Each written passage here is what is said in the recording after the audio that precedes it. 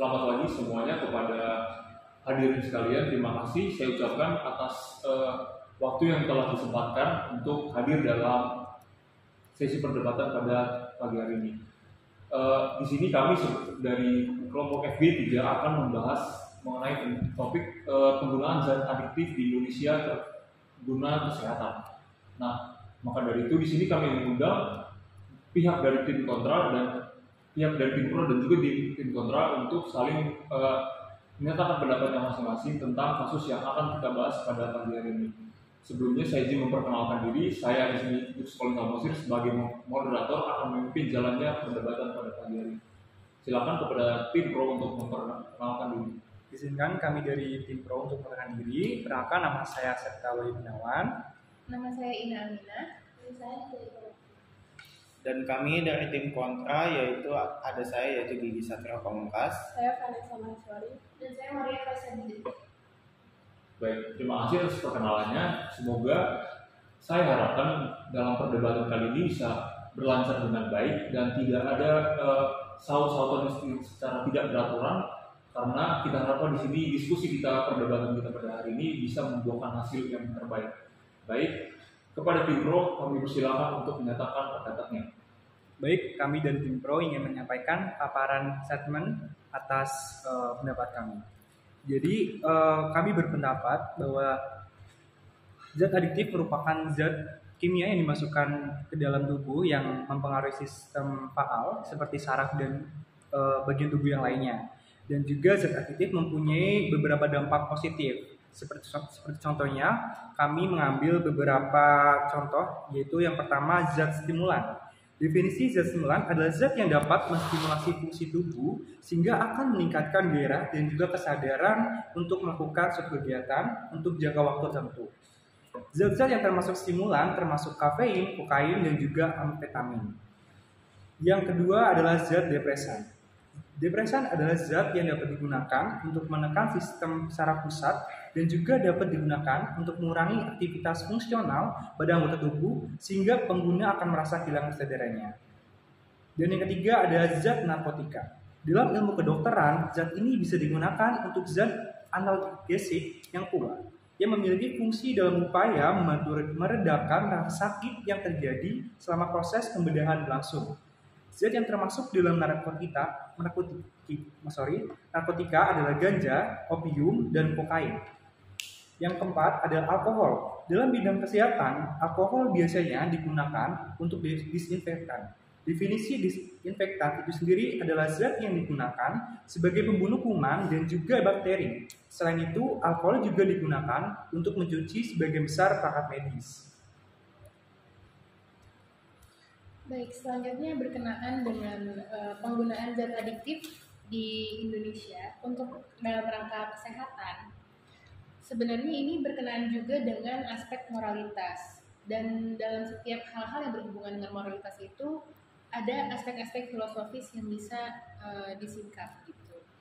Dan salah satu undang-undang di Indonesia yaitu Undang-Undang Nomor 36 Tahun 2009 tentang kesehatan, secara filosofis itu mengatur antara lain tentang pembangunan kesehatan atau health development berasaskan perikemanusiaan, kemudian berasaskan juga pada perlindungan hak dan kewajiban manusia serta keadilan.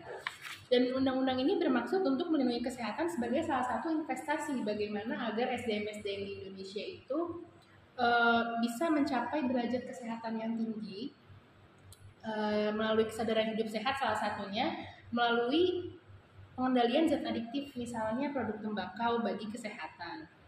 Nah, undang-undang ini melindungi hak asasi manusia yaitu hak untuk hidup, sekaligus juga mengatur tentang batasan-batasan hak tersebut, yaitu di mana bahwa produksi, peredaran, dan penggunaan bahan yang mengandung zat adiktif ini harus memenuhi standar atau persyaratan yang ditetapkan.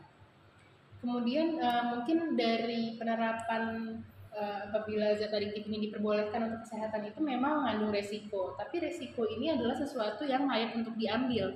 Karena kenapa? Karena beberapa perkembangan kesehatan terbesar itu dalam ilmu pengetahuan justru terjadi karena gebrakan baru yang lahir dari risiko-risiko yang diambil. Mungkin pengamanan atau pelegalan zat adiktif ini menjadi risiko yang besar karena kemungkinan-kemungkinan yang bisa terjadi, misalnya ada penyalahgunaan dari zat adiktif dan sebagainya. Tapi ini juga bisa menjadi awal mula dari perkembangan besar khususnya di dunia medis. Jadi saya ingin merangkum dari statement yang sudah rekan saya yang sampaikan. Jadi zat adiktif itu kan memang banyak disalahgunakan sebagai masyarakat Indonesia. Nah, tapi penggunaan zat adiktif ini sangat diperlukan dalam bidang kesehatan. Zat adiktif juga tidak selalu memberikan dampak buruk terhadap kesehatan masyarakat, tetapi juga zat adiktif itu berguna untuk menimbulkan berbagai jenis penyakit yang ada di kalangan masyarakat. Jadi harus dilihat dari dua sisi dalam penggunaan zat adiktif ini. Jadi kita tidak bisa mengatakan bahwa zat adiktif itu hanya membawa masalah dalam masyarakat ini karena hanya sebagian dari masyarakat yang menyalahgunakannya. Nah, tetapi kita juga harus melihat bahwa zat adiktif ini dapat menyelamatkan masyarakat dari berbagai masalah kesehatan yang ada di kalangan masyarakat di Indonesia. Baik, Bu. Apakah dari tim Pro ada yang ingin ditambahkan? Sudah cukup. Baik, terima kasih atas argumen yang telah disampaikan kepada tim Pro. Di sini saya izin merangkum kembali apa yang sudah disampaikan oleh tim Pro, bahwa zat adiktif memiliki beberapa penggunaan positif, penggunaan yang sifatnya penting untuk kepentingan medis. Selain itu terdapat juga undang-undang yang mengatur tentang protokol dan juga tata cara bagaimana penggunaan zat adiktif ini bisa mendukung dalam penggunaannya di bidang medis, sehingga zat adiktif ini bisa digunakan sebagai obat begitu, atau sebagai jalan tengah dalam menyembuhkan ataupun sebagai penambah sebagai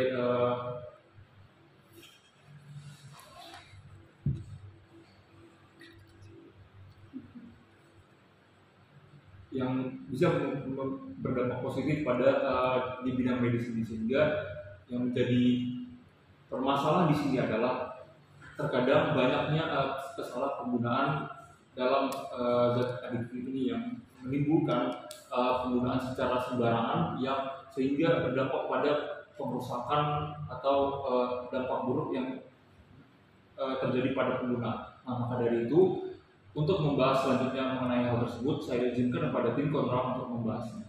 Oke, baik. Saya dari tim kontra ingin mengungkapkan argumen kami. Jadi zat adiktif tadi kan menyebabkan ketergantungan. Seperti namanya, ketergantungan menyebabkan kondisi tubuh yang terus-menerus ingin mengkonsumsi obat-obatan yang berisi bahan aktif ini. Ketika tubuh terus-menerus mengkonsumsi zat adiktif ini, tentu memiliki rasa nyaman atau ketergantungan terhadap obat yang dikonsumsinya. Berbagai efek yang diberikan oleh tubuh ketika mengkonsumsi zat ini itu beragam. Contohnya adalah kokain. Penggunaan kokain menyebabkan kerusakan otak dan kematian sel-sel. Di Indonesia sendiri, nafza itu dilarang atau narkotika. Dilarang keras beredar di pasaran karena penggunaan obat-obat terlarang akan membawa pengaruh negatif terhadap pembangunan bangsa. Penggunaan zat adiktif tentu memberikan banyak sekali resiko hingga kematian. Sebagai bagian dari bangsa Indonesia, tentu menginginkan kehidupan yang sejahtera, aman, dan tentram. Maka zat adiktif haruslah dibuat regulasi yang sangat ketat agar penggunaannya tidak terlarang. Apabila penggunaan zat adiktif di Indonesia menjadi hal yang wajar, maka ketika banyak orang, terutama kaum generasi muda yang menggunakan zat adiktif sebagai pelarian mereka, tentu dapat menurunkan kualitas bangsa Indonesia sendiri di mata dunia. Selain itu, zat adiktif juga dapat ditemukan dalam tembakau atau rokok. Di Indonesia, regulasi tentang ini tertuang dalam PP atau Peraturan Pemerintah Nomor 109 Tahun 2012 yang merupakan bentuk kebijakan pemerintah dalam melindungi masyarakat dari bahan yang mengandung zat adiktif berupa produk tembakau bagi kesehatan. PP ini juga diterbitkan setelah Undang-Undang Nomor 36 Tahun 2009 tentang Kesehatan. Perubahan ini dimaksudkan agar memperkuat kebijakan dalam melindungi masyarakat, terutama anak dan remaja, terhadap bahaya konsumsi rokok untuk kesehatan. Pengkonsumsian zat adiktif di Indonesia ini jika secara bebas maka sangat dilarang guna menjaga generasi bangsa. Banyak resiko yang ditimbulkan pada penggunaan zat adiktif, terutama dalam masalah kesehatan. Jika banyak yang terkena resiko akan hal ini, maka dapat memberikan pengaruh yang cukup signifikan pada hal atau aspek lainnya dalam berkehidupan di Indonesia. Dengan adanya zat adiktif di bidang kesehatan sendiri juga dapat mengancam kualitas hidup para masyarakat, serta meningkatkan potensi Indonesia sebagai salah satu negara yang dapat menjadikan zat adiktif seperti ganja atau kanabis sebagai hal yang digunakan untuk rekreasi dan bukan untuk kesehatan sendiri. Penggunaan ini juga dapat meningkatkan potensi di mana pasien yang bergantung terhadap zat adiktif seperti antidepresan juga akan mengonsumsi zat adiktif tanpa adanya persetujuan dari dokter. Hal ini juga akan meningkatkan adanya kasus overdosis terhadap zat adiktif. Foundation for a Drug-Free World juga menemukan bahwa setiap pasien yang bergantung terhadap zat adiktif sendiri suatu saat akan menambah dosisnya sendiri. Ketergantungan pada obat-obatan ini akan menimbulkan dampak yang sangat parah, bukan hanya kondisi fisik, tapi juga psikis. Profesor Haswadi juga akan mengatakan bahwa para pengguna narkoba terbukti mengalami depresi. Hal ini dikarenakan efek obat yang membuat pengguna akan tertekan saat tidak mengonsumsinya. Untuk penggunaan antidepresan sendiri dapat menyebabkan banyak hal negatif pada tubuh seseorang, seperti detak jantung meningkat, sakit kepala, risiko pendarahan, dan meningkatnya tekanan darah ke tingkat yang berbahaya. Penggunaan ariprazol dan quetiapin juga dapat menimbulkan perilaku bunuh diri bagi penggunanya yang di bawah 18 tahun dan menyebabkan cacat lahir pada janin bagi pengguna ibu hamil. Selain dari itu, penggunaan zat adiktif juga akan memberikan dampak terhadap mental dari seseorang, khususnya remaja pemakai narkoba, karena mereka akan memiliki kecenderungan untuk bersikap labil, cepat memberontak, introvert dan penuh rahasia, sering berbohong, menjadi sensitif, dan memiliki kecurigaan yang sama terhadap semua orang. Pada saat remaja mengalami intoksikasi atau teler, apapun yang dilakukannya tanpa memperhitungkan akal sehat, yang penting kebutuhannya pada saat itu terpenuhi walaupun harus melakukan jalan pintas. Hal ini menyebabkan ketidakamanan bagi lingkungannya. Dari tim pro tadi aku juga dikatakan bahwa harus dilakukan untuk penggunaan zat adiktif harus ada resiko yang kita alami. Tetapi dalam hal ini seperti yang rekan saya sudah katakan, terdapat beberapa ancaman dalam kesehatan masyarakat jika menggunakan zat adiktif tadi. Selain itu, terdapat juga resiko dalam hal bidang pertahanan dan keamanan yang dimana formalnya Indonesia merupakan negara transit untuk narkoba, khususnya yang berjenis kristalin, methamphetamine, dan ekstasi atau MDMA. Tetapi dengan adanya penggunaan narkotika di bidang kesehatan dapat mempermudah para pengedar untuk mengedarkan narkoba yang dapat disamarkan sebagai narkoba yang didedikasikan untuk kesehatan. Dan dalam hal ini dapat mempermudah juga dalam pengedaran perbuatan narkotika lokal seperti MDMA yang menurut UNODC Regional Office for Southeast Asia and the Pacific dapat meningkatkan status Indonesia sebagai negara yang memproduksi MDMA yang meleveli Eropa. Hal ini juga memiliki efek dalam hal-hal kaum muda seperti yang dibahas tadi. Dengan adanya aksesibilitas narkoba di bidang kesehatan dapat meningkatkan juga aksesibilitas narkoba kepada masyarakat luas karena hasil dari penyamaran narkotika tadi, yang dimana mereka yang menggunakan ganja 20 kali atau lebih selama masa remaja, 2 kali lebih mungkin ditangkap karena kejahatan narkoba, dan 1,7 kali mungkin untuk melaporkan penjualan obat-obat terlarang di masa dewasa daripada mereka yang menggunakan ganja yang kurang. Hal ini juga didukung oleh penelitian yang dilakukan oleh Profesor Alfred S. Friedman yang melaporkan bahwa terdapat hubungan antara penggunaan ganja dan kejahatan kekerasan baik yang dilakukan oleh pria maupun wanita. Khususnya penggunaan ganja dikaitkan dengan kejahatan jalanan yang kejam dan perdagangan narkoba di komunitas-komunitas. Dari hal tersebut, penyebaran narkotika yang diawali untuk bidang kesehatan akan merambat ke masyarakat luas yang tidak jelas dalam penyebarannya, yang dimana narkotika ini akan memecah belah komunitas di Indonesia dengan ada satu kelompok yang membutuhkan narkoba sebagai kesehatan dan juga terdapat satu kelompok lagi yang berpendapat bahwa narkoba tersebut dapat mengancam kesehatan keluarganya atas bahayanya narkotika itu sendiri dan efek samping sosial dari seperti kekerasan yang didasarkan dalam pemakaian narkotika tadi. Baik, saya ucapkan terima kasih kepada tim kontra atas pendapatnya. Maka dari itu apakah ada tambahan pendapat lain yang ingin disampaikan? Tidak. Baik, maka dari itu di sini saya mengambil sedikit penarikan kesimpulan atas pendapat tim kontra bahwa penggunaan zat adiktif memiliki dampak negatif yang jika walaupun dibuat protokol penggunaannya di rumah sakit seperti yang sudah dikatakan kepada dari saudara Degree bahwa penggunaan narkoba kepada pasien akan menimbulkan kecanduan yang sangat tinggi berangsur-angsur sehingga pasien memiliki rasa depresi begitu, yang sehingga membutuhkan dosis narkoba yang sangat tinggi, yang dimana hal ini akan menimbulkan kecanduan bahkan sampai tingkat kematian yang bisa menjadi dampak negatif dari penggunaan narkoba tersebut. Baik, mungkin demikian untuk sesi 1 kita pada kali ini. Saya ingin menyampaikan kesimpulan yang dapat kita tarik pada sesi kali ini bahwa zat adiktif yang kita ketahui bahwa sangat banyak dampak buruknya terdapat bagi kesehatan manusia, bahwa dalam zat adiktif sendiri, dari namanya adiktif, dari bahasa Inggris addiction yang memiliki artinya kecanduan, bahwa sekali saja orang mengonsumsi zat adiktif ini bisa menimbulkan kecanduan yang berangsur-angsur sehingga pengguna ini tidak bisa berhenti menggunakannya, yang dimana jika dalam jangka waktu pengguna tersebut berhenti dalam mengonsumsi zat adiktif tersebut, akan merasa tertekan, akan merasa kekurangan dosis begitu, yang sehingga lama-kelamaan pengguna zat adiktif tersebut akan ingin terus menambah dosisnya untuk memuaskan dirinya sendiri. Itu yang merupakan dampak buruk dari penggunaan zat adiktif. Nah, maka dari itu solusi yang dapat kita tawarkan pada sesi kali ini yaitu semakin memperketat protokol penggunaan zat adiktif ini, seperti dosis yang ditetapkan oleh dokter dan ahli yang sesuai dengan penggunaannya, tidak berlebihan dan juga tidak kekurangan, di mana bisa membantu para pasien ataupun para orang-orang yang membutuhkan dalam keperluan medisnya.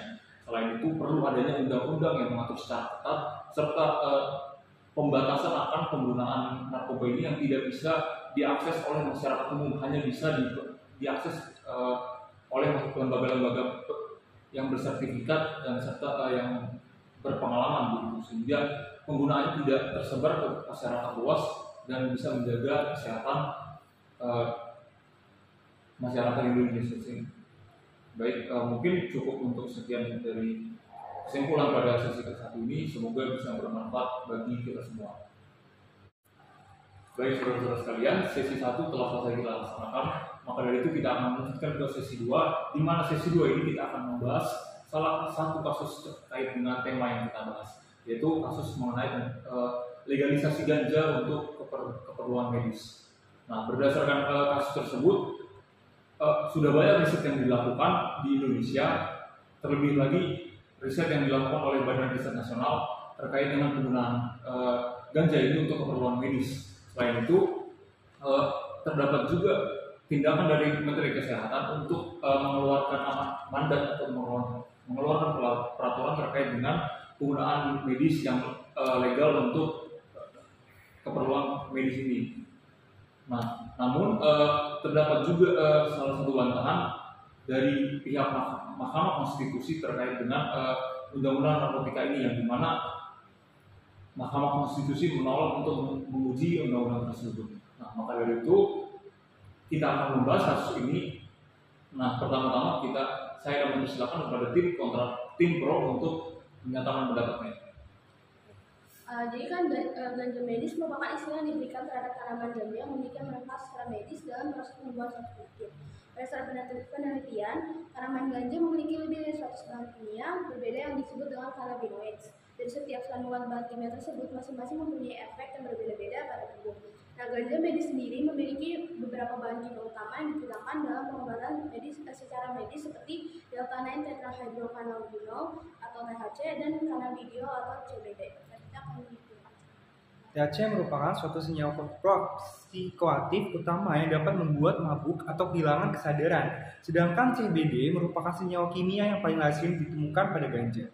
Dengan adanya bahan kimia THC dan CBD, ganja medis menjadi objek yang memberikan efek positif bagi proses pengobatan terhadap masalah tidur, nyeri, nafsu makan, suasana hati, dan sistem kekebalan tubuh.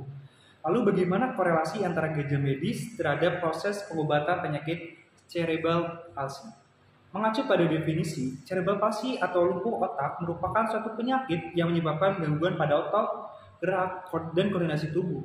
Penyakit ini dapat mengakibatkan beritanya tidak dapat berjalan dengan baik, sehingga membutuhkan perawatan seumur hidup. Kerusakan pada otak yang diakibatkan oleh penyakit ini bersifat permanen dan tidak dapat disembuhkan. Tetapi dengan melakukan perawatan yang teratur dapat membantu meningkatkan fungsi saraf yang mengatur pergerakan otot tubuh. Gejala yang ditimbulkan dari penyakit ini diantaranya adalah kekakuan otot, nyeri kronis, dan otot yang terlalu lentur. Penggunaan ganja medis mungkin dapat dijadikan salah satu alternatif pilihan bagi penderita ini sebagai sarana untuk meredakan gejala-gejala yang timbul sementara. Pertama, dalam mengatasi nyeri kronis, ganja medis dapat mengatasi rasa nyeri yang timbul akibat kejang atau ketegangan pada otot. Ganja medis dapat membantu meringankan rasa nyeri yang kronis dengan menggunakan CBD. Kedua, ganja medis juga dapat memberikan efek meredakan kejang akibat gangguan pada neurologi. Kandungan endokannabinoid pada ganja membantu menurunkan pelepasan neurotransmitter yang mengaktifkan neuron, sehingga oleh penderita cerebral palsy. Seseorang yang mengidap penyakit ini akan kesulitan untuk tidur dengan perasaan nyeri otot yang dirasakan. Setelah mengonsumsi ganja medis yang mengandung kanabinoid, maka dapat membantu tubuh dalam meningkatkan kualitas tidur. Dan yang keempat, ganja medis dapat meringankan spasitas atau kekakuan otot. Penggunaan ganja medis dapat meningkatkan kelenturan dan gerakan otot, meredakan nyeri, serta meningkatkan kualitas hidup bagi penderita cerebral palsy. Dan di Indonesia sendiri ini sudah ada bukti nyatanya ya bahwa ada orang tua yang anaknya mengidap cerebral palsy dan kemudian dilakukan pengobatan di Australia menggunakan pasta dari ekstrak ganja, dan kemudian setelah dibawa ke Indonesia ternyata pengobatan itu tidak bisa dilanjutkan karena ada masalah legalisasi tadi. Dan di sini anak tersebut berusia 13 tahun yang berangsur-angsur membaik setelah mengkonsumsi pasta ganja tersebut. Penderita cerebral palsy ini berdasarkan penelitian yang dilakukan di tahun 2018 itu di Yogyakarta saja itu sudah ada 5.000 penderita cerebral palsy itu per 2018, dan itu bukan angka yang kecil.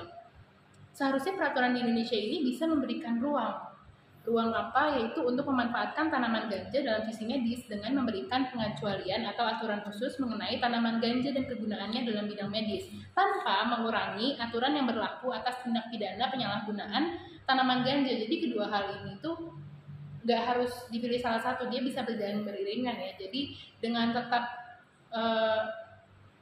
melakukan peraturan yang ketat untuk membatasi adanya penyalahgunaan penggunaan ganja, sekaligus juga untuk membuat aturan khusus untuk legalisasi ganja dalam konteks kesehatan. Baik, untuk tim pro apakah ada hal yang ingin dinamakan? Baik, maka dari itu kepada tim kontra saya persilakan untuk menyanggah pendapat dari tim pro ataupun ingin menyampaikan pendapatnya masing-masing. Saya dari tim kontra ingin menanyakan berdasarkan pernyataan yang diberikan oleh tim pro, yaitu penggunaan ganja medis mungkin dapat dijadikan salah satu alternatif pilihan bagi penderita. Dalam kalimat tersebut dicantumkan dua kata, yaitu salah satu alternatif, tiga kata, salah satu alternatif. Nah, mengapa harus ganja yang digunakan sedangkan ganja itu di Indonesia ilegal? Baik, kepada tim pro silakan. Saya ingin menjawab. Jadi kenapa cuma ganja yang dijadikan salah satu alternatif? Karena berdasarkan berita yang kami baca, ganja medis ini merupakan salah satu yang paling berhasil. Jadi udah ada dibuktikan dari salah satu anggota dari komunitas wahana keluarga cerebral palsy namanya itu. Jadi salah satu anggotanya itu dia sudah berhasil memberikan CBD oil atau itu minyak yang diekstrak dari ganja kepada anak yang mengidap cerebral palsy ini. Sewaktu mereka tinggal di Australia waktu tahun 2016 silam. Nah, jadi itu dia sudah berhasil kembali di Indonesia. Dia menghentikan terapi tersebut. Nah, jadi karena penggunaan ganja itu ilegal menurut undang-undang narkotika di Indonesia, jadi akhirnya anaknya itu meninggal dunia karena karena sulitnya memperoleh ganja medis di Indonesia. Baik, karena itu kepada tim pro silakan. Ya, walaupun ganja menjadi alternatif yang paling efektif untuk kebanyakan pasien, mengapa tidak memakai alternatif lain selain ganja seperti penggunaan botox yang digabungkan dengan terapi fisik yang lebih memiliki efek yang lebih panjang daripada pemakaian ganja. Baik. Silakan. Baik, berdasarkan riset yang kami baca, ganja medis merupakan salah satu alternatif yang digunakan untuk sementara. Nah, dalam kasus yang berita yang tersebut, keluarga tersebut memilih ganja karena menurut mereka bahwa ganja itu dapat secara efektif menyembuhkan penderita tersebut dalam proses penyembuhannya. Mungkin waktu masih ada, Sudah cukup.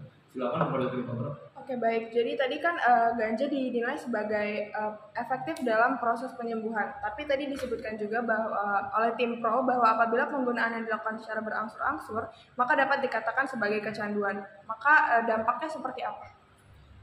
Baik, saya ingin menjawabnya. Jadi sebenarnya kalau kecanduan itu memang karena zat adiktif itu pasti nanti akan menghasilkan kecanduan. Tapi dilihat lagi bahwa dalam konteks ini adalah kecanduannya karena memang dibutuhkan dalam konteks kesehatan. Jadi seperti yang tadi sudah disampaikan oleh rekan saya sebelumnya bahwa ganja ini kan berfungsi untuk meringankan gejala-gejala, sehingga berangsur-angsur ini digunakan berulang-ulang sehingga nanti gejalanya semakin tidak intens gitu ya, semakin berkurang sehingga berangsur-angsur membaik begitu.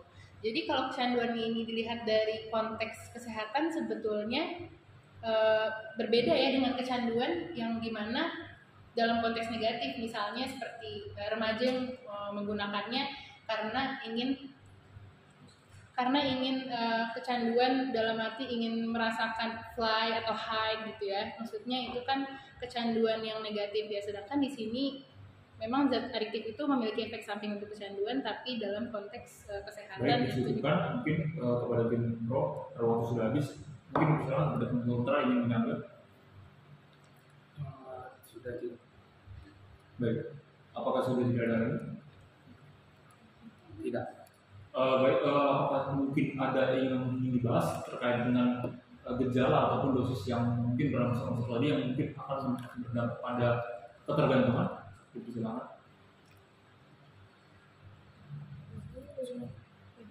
Iya, jadi dengan adanya pelegalan narkotika di bidang kesehatan akan membuka untuk para bad actors untuk menyalahgunakan narkotika yang diperuntukkan bidang kesehatan seperti yang sudah kita bahas di sesi pertama tadi.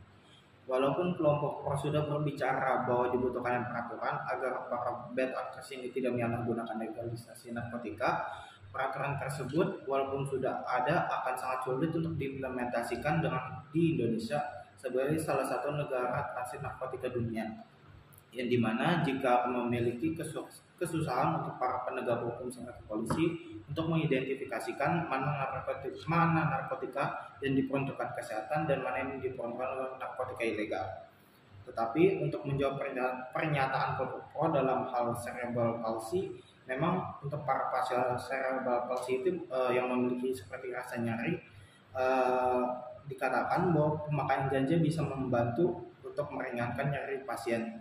Tetapi juga dikatakan bahwa beberapa ahli bahwa rasa nyeri tersebut bisa dihilangkan melalui berbagai cara seperti memakai medikasi-medikasi yang mengurangi rasa nyeri seperti obat-obat antispasmodik yang dapat mengundurkan otot yang kencang agar rasa nyerinya itu menghilang.